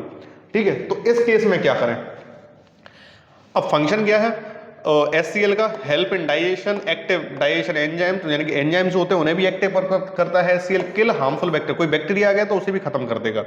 ठीक है, अब एक्सेस में हो जाए यानी कि ज्यादा हो गया HCl तो क्या होगा, इंडाइजेशन, पेन और अल्सर्स, पेट में छाले हो जाएंगे, अल्सर्स हो जाएंगे। अल्सर क्यों होता है, अपने मुंह में भी छाले होते हैं, फिर पेट में छाले होते हैं, वो एसिड की वजह से होता है, बर्निंग जो हो जाती है अंदर की तरफ, उसी को अल्सर कहते हैं। ठीक है, तो अपन क्या लें इससे बचने के लिए, तो एंटासिड्स लें। एंटासिड, एंटी एसिड, यानी कि एसिड्स को खत्म करने वाला, उसके इफेक्ट को। तो मैग्नीशियम हाइड्रोक्साइड ले सकते हैं। इनो जो होता है वो भी क्या होता है, एंटासिड ही होता है। गैसोफाइट जो होता है वो भी क्या होता है, एंटासिड ही होता है। तो ये सब एंटासिड है जिनको अपन लेते हैं और उससे न्यूट्रल हो जाता है अपना पेट, stomach. They are neutralize excesses of acid. जब MgOH अंदर जाता है, मिल्क ऑफ मैग्नीज से जाता है, HCl से रिएक्ट करके MgCl2 बना देगा और वाटर उसके साथ बनेगा, तो ये क्या हो जाएगा, न्यूट्रल हो जाएगा।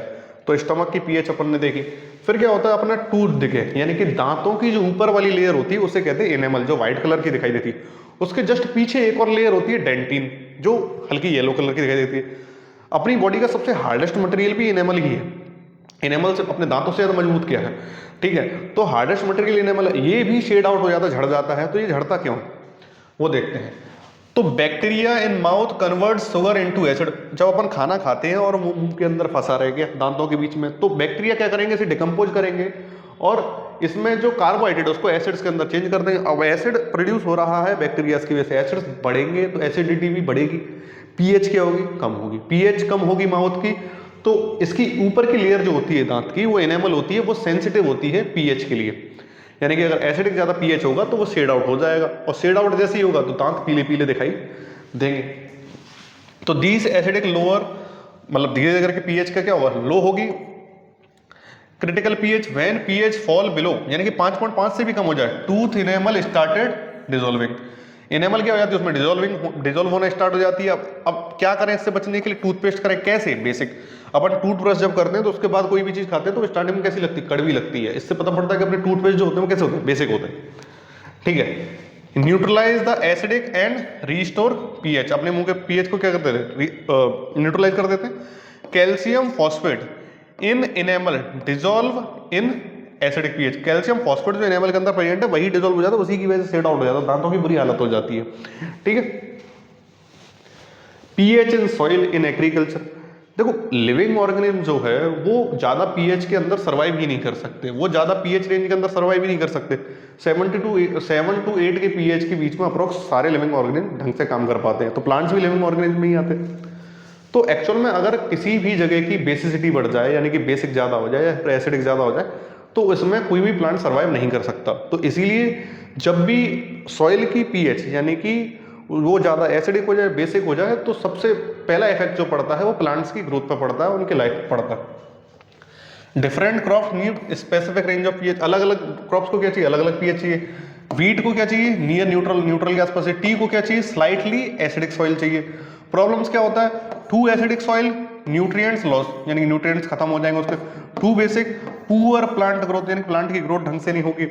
और क्या है सॉल्यूशन, क्या है, एसिडिक सॉइल का ट्रीटमेंट क्या करें, क्विक लाइम उसके अंदर डाल दें, CaO, ठीक है, या स्लेक्ट लाइम डाल दें, कैल्शियम हाइड्रोक्साइड डाल दें।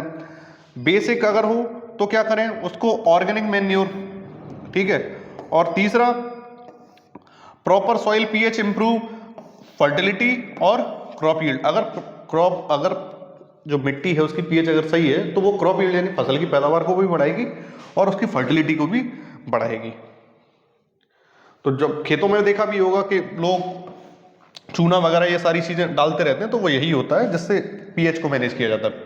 अब अपन देखें कि एक्वेटिक लाइफ यानी कि पानी में रहने वाले जो ऑर्गेनिज्म होते हैं उनकी लाइफ को कैसे अफेक्ट करता है। मैंने बोला लिविंग ऑर्गेनिज्म जो उनका लाइफ जो होता है वो 7 से 8 पीएच के बीच में ही काम करती है उनकी बॉडी। अब जब कभी एसिड रेन हो जाती है, यानी कि ऐसी बारिश हुई जिसके अंदर क्या हुआ कि अभी अपन एसिड रेन देखेंगे जिसमें पॉल्यूशन हुआ, तो गैसेस निकली CO2 SO2 फैक्ट्री से, व्हीकल से, उसने वाटर के साथ रिएक्ट कर लिया तो सल्फ्यूरिक एसिड, कार्बोनिक एसिड ये सब फॉर्म किया, ये बारिश के साथ नीचे आया, तो वो एसिडिक रेन है। अब एसिडिक रेन जिन भी वाटर बॉडीज में जाएगी उसके पीएच को कम कर देगी। या फिर क्या हो गया, फैक्ट्रीज से डायरेक्ट जो पानी है वो ड्रेन कर दिया गया वाटर बॉडीज में। या फिर क्या कर दिया गया कि भाई जो डोमेस्टिक वेस्टेज है वो भी किसमें डाल दिए गए, वाटर बॉडीज में डाल दिए। तो ये क्या करेंगे, पीएच को कम कर देंगे या फिर पीएच को बढ़ा देंगे अगर किसी फैक्ट्री से, तो वहां की जो एक्वेटिक लाइफ होगी वो बहुत ज्यादा डिस्टर्ब होगी। अब वो कैसे होगी, ये न्यूट्रल पीएच के आसपास सर्वाइव करते हैं। नॉर्मल पीएच कितने से कितना, 6.5 से 7.5, यानी ना ज्यादा एसिडिक ना ज्यादा बेसिक। लो पीएच पे हार्मफुल इफेक्ट्स क्या होगा, फिशेस, एम्फीबियंस और एक्वेटिक प्लांट्स। एम्फीबियंस कौन होते हैं, जो वाटर और लैंड दोनों पे रह सकते हैं। एक्वेटिक प्लांट्स यानी कि जो पानी के अंदर के plants. Sudden change pH can cause death of aquatic organism, मर सकते हैं। Self defence by plants and animals, self defence में भी प्लांट्स और एनिमल्स पीएच यानी कि एसिड्स का यूज करते हैं। जैसे कि नेटल के प्लांट की बात की जाए या फिर बी की बात की जाए, फिर एंट की बात की जाए, तो इनके नेटल में या डंक में या फिर हेयर्स में, इसके जो हेयर्स हैं नेटल के, इनमें क्या प्रेजेंट होता है, एक एसिड प्रेजेंट होता है। जब भी कोई मधुमक्खी हमें काटती है तो उसके अंदर formic acid, methanoic acid present होगा। तो इससे क्या होगा, हमें बर्निंग होती है बहुत ज्यादा तेज।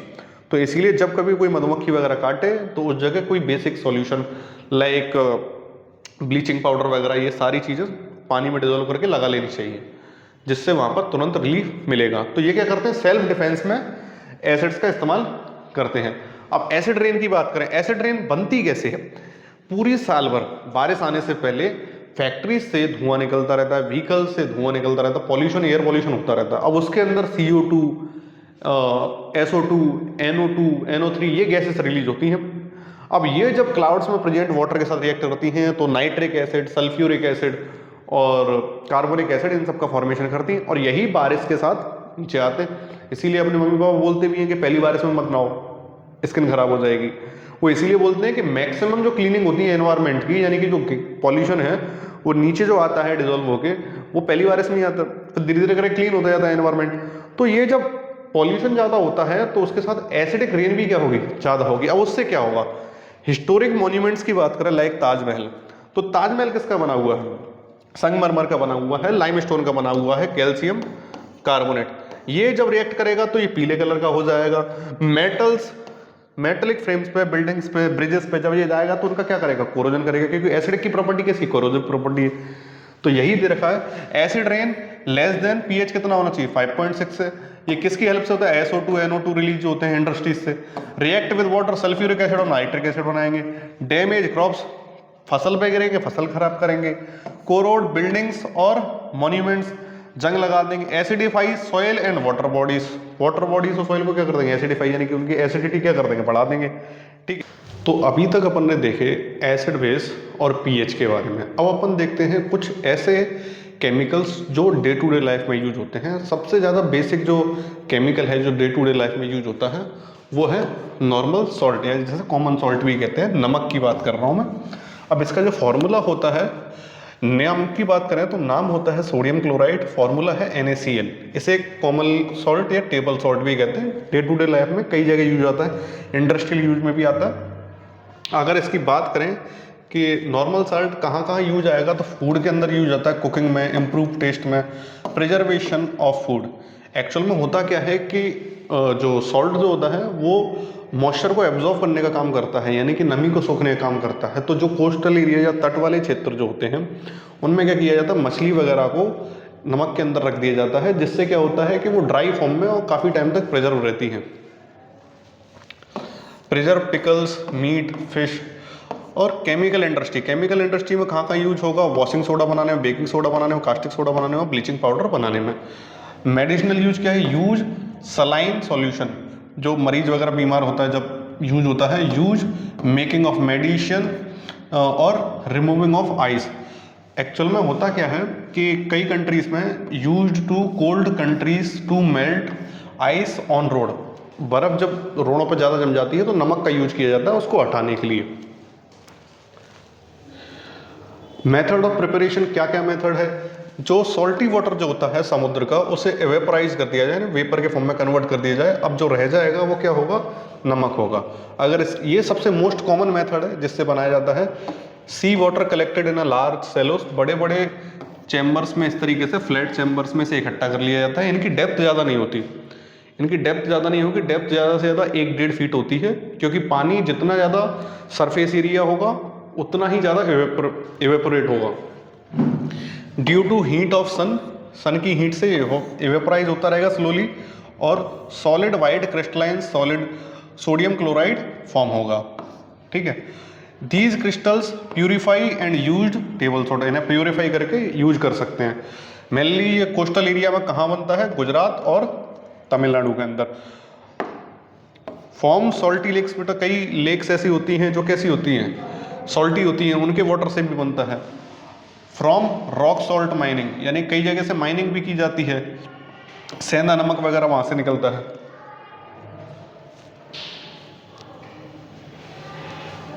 नेक्स्ट अपन जो बात करें, नेक्स्ट जो केमिकल है जिसका यूज करते हैं वो होता है सोडियम हाइड्रोक्साइड। सोडियम हाइड्रोक्साइड को अपन कास्टिक सोडा भी कहते हैं, फॉर्मूला है NaOH। इसे इंडस्ट्रियल केमिकल या इंडस्ट्रियल रिएजेंट भी कहते हैं, क्योंकि ये बहुत सारी केमिकल रिएक्शंस में काम आता है। Using of sodium hydroxide manufacturing of soap और डिटर्जेंट, सोप और डिटर्जेंट बनाने में काम आएगा। Making soap, detergent, washing powder. Paper और पल्प इंडस्ट्री में, पेपर बनाने के लिए भी सोडियम हाइड्रोक्साइड का यूज होता है। टेक्सटाइल इंडस्ट्री यानी कपड़े वाली इंडस्ट्री में भी यूज होता है, रेयन वगैरह बनाने में। और पेट्रोलियम इंडस्ट्री में भी इसका यूज होता है। Making some chemicals, bleaching powder, washing soda, sodium hypochloride और सोडियम साल्ट्स बनाने में। ये बेसिक यूजेस है जो इसके याद रहने चाहिए। अब क्लोर अल्कली प्रोसेस, अब ये क्या होती है, क्लोर अल्कली प्रोसेस को अगर स्टेप्स की बात करें तो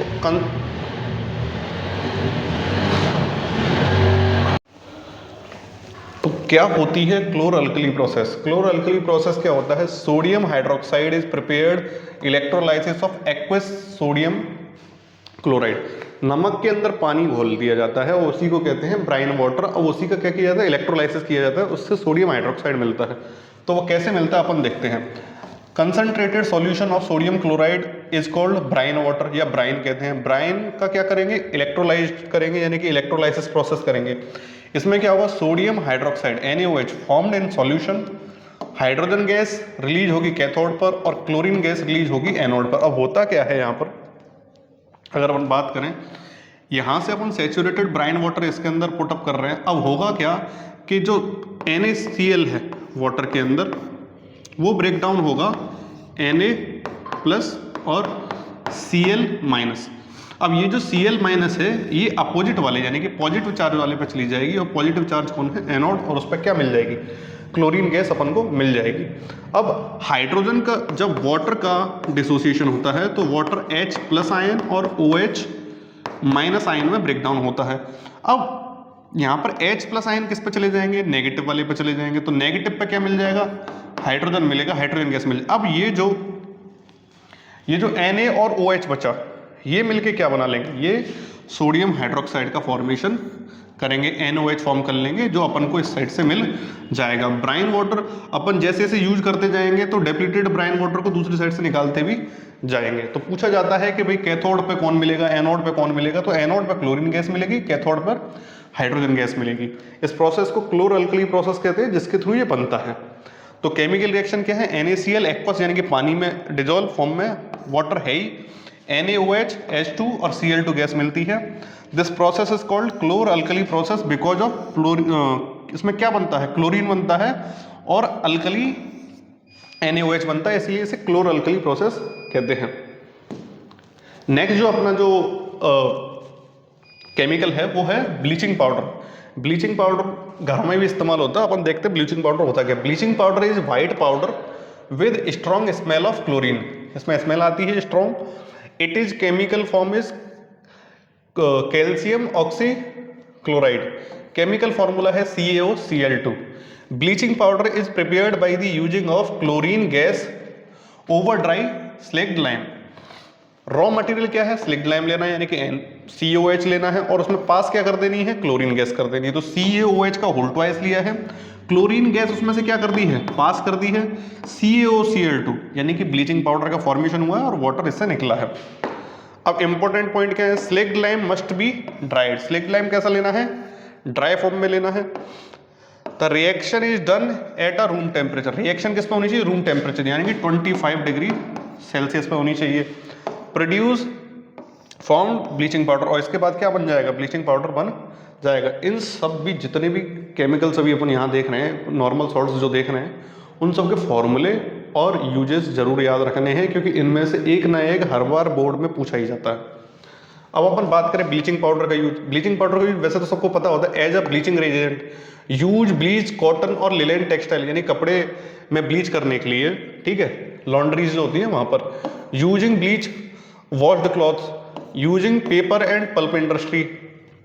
डिसइंफेक्टेंट, डिसइंफेक्टेंट का मतलब क्या होता है कि माइक्रोब्स, इंसेक्ट्स, इन सबको मारने के लिए। यूज डिसइंफेक्टेंट ड्रिंक वाटर, यानी कि कभी कभार पानी में कीड़े वगैरह माइक्रोब्स आ जाते हैं तो इसको डाल के उसको डिसइंफेक्ट किया जाता है। किल जम्स बैक्टीरिया, सो वायरस, ये जम्स बैक्टीरिया वायरस को मारता है। वाइल्डली यूज वेल्स, टैंक्स और स्विमिंग पूल, इन सब का पानी जब खराब होता है तो ब्लीचिंग पाउडर उनमें डाल दिया जाता है। As oxidising agent, oxidising agent किसे कहते हैं, जो क्या करे, दूसरे का ऑक्सीडेशन कर दे, यानी जो भी इसके साथ आएगा उसका ऑक्सीडेशन कर देगा, ठीक है। Manufacturing chemicals like chloroform, chlorine, other bleaching agents for cleaning purpose use in floor, toilets and drains, act as strong germ killer. तो ये यूजेस किसके थे, ब्लीचिंग पाउडर के। नेक्स्ट जो अपना कॉमन सॉल्ट है वो है बेकिंग सोडा। बेकिंग सोडा वो केमिकल है जो नॉर्मली घरों में काफ़ी वाइडली यूज होता है खाने के अंदर। ये नमक जैसा ही दिखाई देता है। इसे बनाने के लिए अपन को क्या क्या चाहिए, अपन को रॉ मटेरियल चाहिए, सोडियम क्लोराइड चाहिए यानी कि नमक चाहिए, अमोनिया चाहिए, वाटर चाहिए और कार्बन डाइऑक्साइड चाहिए। अब इसे बनाएंगे कैसे, बनाने की प्रोसेस का नाम है सॉल्वे प्रोसेस। अब सॉल्वे प्रोसेस किस तरीके से होती है वो अपन देखते हैं।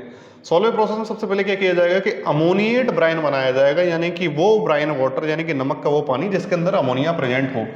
फिर उसके अंदर क्या पास कर दी जाएगी, कौन सी गैस, CO2 पास कर दी जाएगी। देन अपन को क्या मिलेगा, देन अपन को मिल जाएगा बेकिंग सोडा। तो NaCl NH3H2O, NaCl और H2O मिलके क्या बनाएंगे, ब्राइन, और उसके अंदर क्या डाल दिया है, अमोनिया, और फ्लो क्या कर देंगे, CO2 गैस। तो NaSCO3 और NH4Cl, अमोनियम क्लोराइड मिलेगा। अब ये किसका फॉर्मेशन में काम आएगा, ये आएगा बेकिंग सोडा के फॉर्मेशन में। प्रोसेस सेपरेशन किस तरीके से होता है, ये प्रेसिपिटेट बनेगा, यानी कि नीचे की तरफ सेटल हो जाएगा सॉल्यूशन के अंदर, प्रेसिपिटेट बनेगा। इसे फिल्टर, वॉश्ड और ड्राई कर लेंगे, ठीक है। अब बेकिंग सोडा का यूज कहाँ कहाँ होता है, कुकिंग के अंदर होता है, क्योंकि इसे गर्म करने पे क्या रिलीज होती है, बेकिंग सोडा को गर्म करने पर CO2 गैस रिलीज होती है।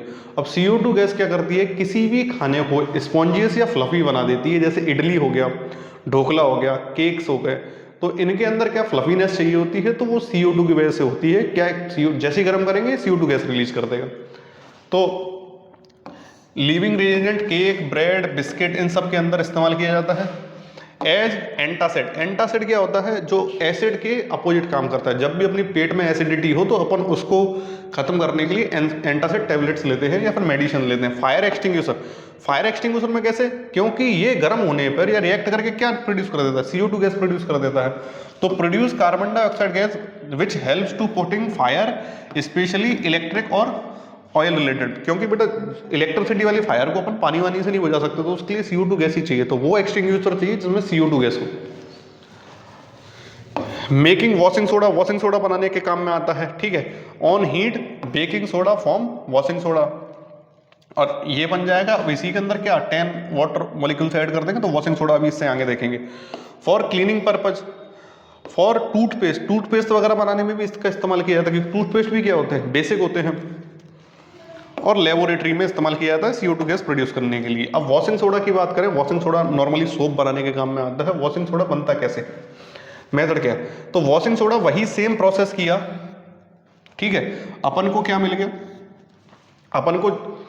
अपन ने जो बेकिंग सोडा बनाया, अब बेकिंग सोडा जो है अब इसी को अपन हीट कर देंगे। अब हीट करने पे क्या मिल जाएगा, सोडियम कार्बोनेट मिलेगा, और H2O और CO2 इससे बाहर निकल जाएंगे। मैंने बोला था गर्म करने पे CO2 गैस निकलती है इससे। अब ये जो मिला है इसके अंदर अपन क्या, सोडियम कार्बोनेट के अंदर 10 मॉलिक्यूल्स ऑफ वाटर ऐड कर देंगे, तो अपन को Na2CO3.10H2O मिलेगा। यही क्या है, यही है वॉशिंग सोडा। अब वॉशिंग सोडा जैसा नाम है तो काम भी क्या होगा, क्लीनिंग का होगा। सॉफ्टनिंग ऑफ हार्ड वाटर, कई बार पूछा जाता है कि हार्ड वाटर जो होता है उसमें नॉर्मल सोप्स काम नहीं करते, तो क्या काम करेगा, वॉशिंग सोडा काम करेगा। Manufacturing of glass soap in some industries में यूज किया जाता है। Manufacturing of chemicals like baking soda, borax, sodium hydroxide. Laundry के अंदर जहाँ पे कपड़ों की साफ सफाई होती है वहाँ पर भी इसका इस्तेमाल किया जाता है। अब plaster of Paris, plaster of Paris जब किसी के फ्रैक्चर हो जाता है तो प्लास्टर की कोटिंग की जाती है। घरों में भी मूर्तियाँ होती हैं वो भी उसी की बनाई जाती हैं। दीवालों के ऊपर भी POP की जाती है, तो उन सब जगह प्लास्टर ऑफ पेरिस यूज होता है। प्लास्टर ऑफ पेरिस क्या होता है, कैल्शियम सल्फेट हेमी हाइड्रेट। अब इसमें क्या होता है, CaSO4.12H2, हाफ मॉलिक्यूल है वाटर का। ये किससे बनाया जाता है, जिप्सम से। जिप्सम एक स्टोन है जिसको गर्म किया जाता है 100 से 120 डिग्री सेल्सियस पर, और अपन को क्या मिल जाता है, POP मिल जाता है। इस प्रोसेस को क्या कहते हैं, कैल्सिनेशन कहते हैं। अब अगर इसमें फिर से पानी मिला देंगे तो फिर से ये स्टोन में, ये बहुत हार्ड स्टोन्स होती है जिप्सम, ये फिर से पानी अगर मिला देंगे तो फिर से इसमें चेंज हो जाएगा। तो यही यहाँ पे दे रखा है setting of plaster of Paris. इसमें क्या होगा, जब भी इसके अंदर पानी मिक्स करेंगे तो पानी मिक्स करते ही ये फिर से जिप्सम में चेंज हो जाएगा, हार्ड हो जाता है सूखने के बाद। अब इसका यूज कहाँ कहाँ किया जाता है, मेकिंग ऑफ कास्टिंग, मोल्ड्स, सांचे बनाने के लिए, स्टैचूज बनाने के, टॉय बनाने के लिए, और डेकोरेटिव आइटम्स बनाने के लिए। मेडिकल यूज, फ्रैक्चर हो जाए तो फ्रैक्चर, बोन को स्टेबल रखने के लिए, एक ही जगह हड्डी एक ही जगह स्टेबल रखने के लिए। फॉल सीलिंग और वॉल्स बनाने के लिए, फॉल सीलिंग और वॉल्स बनाने के लिए इस्तेमाल किया जाएगा। मेकिंग ऑफ चौक, चौक जिससे अपन लिखते हैं ब्लैक बोर्ड। और fire resist materials, fire resist material यानी कि जिनमें जो आग नहीं लगे उनको बनाने के लिए।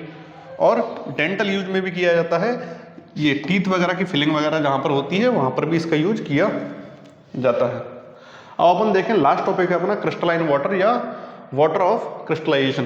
क्रिस्टलाइन वाटर होता क्या है, किसी भी कंपाउंड के केमिकल फॉर्मूले में जितने मॉलिक्यूल्स वाटर के प्रेजेंट हैं उसी को क्या कहते हैं, क्रिस्टलाइन वाटर कहते हैं। तो यहाँ पे लिखा हुआ है the fix number of water molecules chemically combined with a salt is its crystal form, it is water of crystallization या क्रिस्टलाइन वाटर। अब एग्जांपल देखिए, जैसे वॉशिंग सोडा के में 10 मॉलिक्यूल्स प्रेजेंट हैं किसके, क्रिस्टलाइन वाटर के। कॉपर सल्फेट में 5 मॉलिक्यूल्स प्रेजेंट हैं, ब्लू कलर का क्रिस्टल होता है। जिप्सम के अंदर 2 मॉलिक्यूल्स प्रेजेंट हैं। इंपॉर्टेंट क्रिस्टलाइन वाटर से इट गिव्स शेप और कलर, इसकी वजह से शेप और कलर आता है, जैसे ब्लू कलर होता है CuSO4 का। और it helps to identify salts, important chemical reaction and industrial purpose. और heat salt lose water crystallization became anhydrous. Anhydrous कैसे बोलते हैं, जिसमें से वाटर मॉलिक्यूल निकल गए, यानी कि जब इसे गर्म किया तो इसमें से वाटर मॉलिक्यूल्स निकल गए, तो इस फॉर्म में ये CuSO4 आ गया, इसको क्या बोलेंगे, एनहाइड्रस। तो आई होप सो आपको ये पूरा चैप्टर समझ में आया होगा।